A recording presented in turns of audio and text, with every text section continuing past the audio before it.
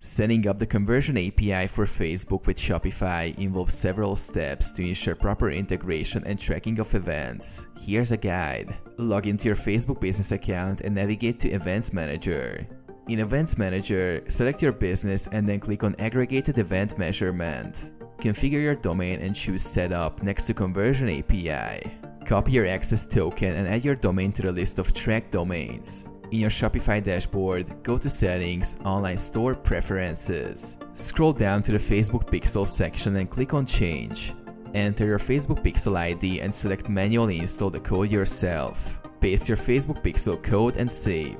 Return to Events Manager on Facebook and under Conversion API, select Test Events to ensure everything is set up correctly. Once testing is successful, return to Events Manager and start sending data from Shopify to Facebook by integrating Shopify's Conversion API. Set up the necessary standard events such as view content, add to cart, purchase, etc. in your Shopify store to track customer actions accurately.